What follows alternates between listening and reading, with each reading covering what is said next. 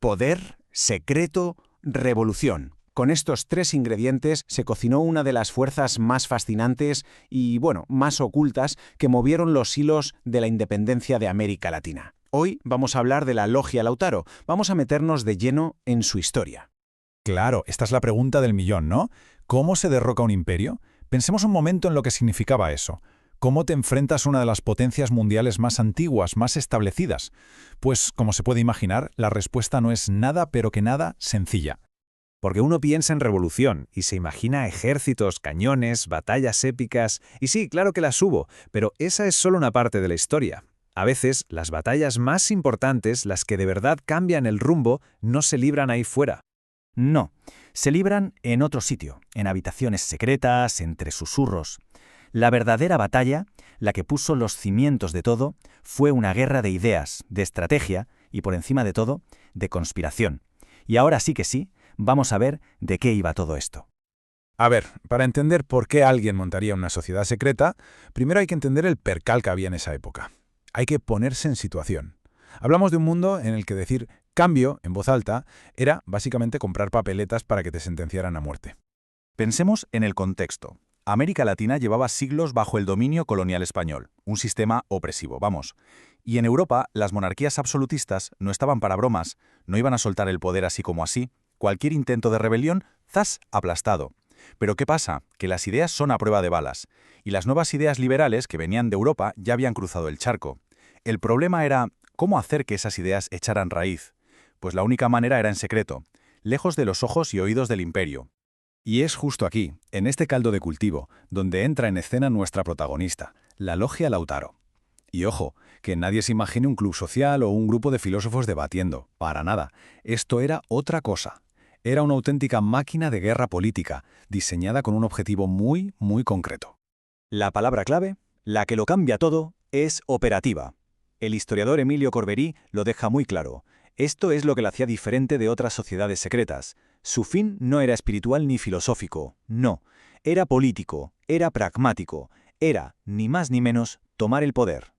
Vamos a verlo más claro. Por un lado, tienes las logias que podríamos llamar formales, las que se parecen más a la masonería de toda la vida, centradas en la ideología, los rituales. Y por otro, tienes a las operativas, como la Lautaro, que en el fondo funcionaban como partidos políticos en la clandestinidad.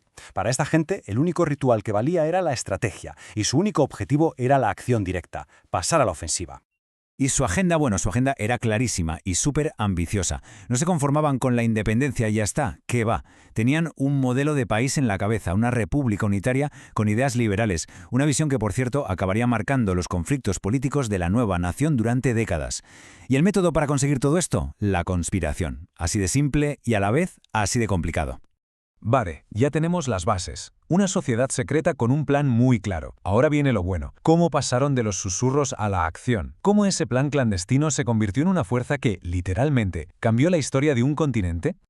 Pues este plan venía de lejos, ¿eh? Nació en Londres, nada menos, con Francisco de Miranda. De ahí cruzó a España, a Cádiz, y finalmente aterrizó en Buenos Aires en 1812.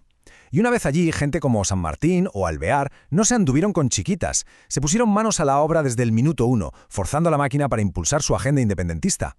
Y aquí llega su primer gran golpe sobre la mesa, su carta de presentación, la toma de la Plaza de Mayo en 1812. Ese fue el momento en que todo el mundo se dio cuenta de que esto no era un club de debate, no, eran una fuerza real, capaz de movilizarse y de quitar de en medio al poder establecido. Este acto de verdad cambió las reglas del juego por completo.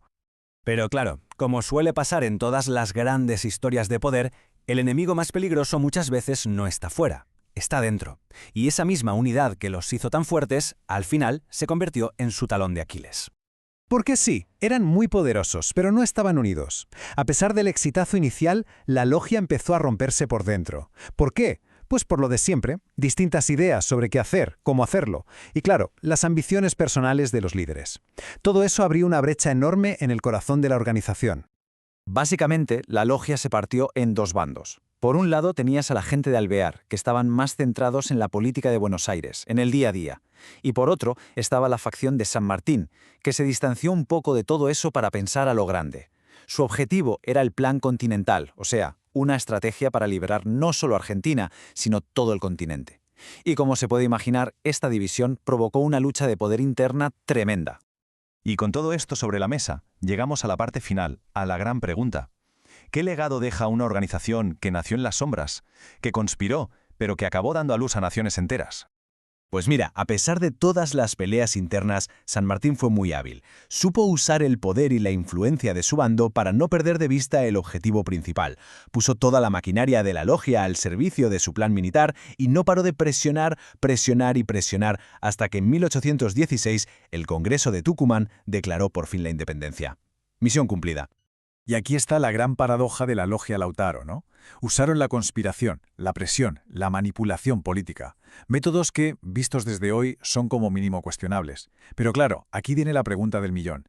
¿El fin, que era nada menos que la libertad de un continente, justificaba esos medios?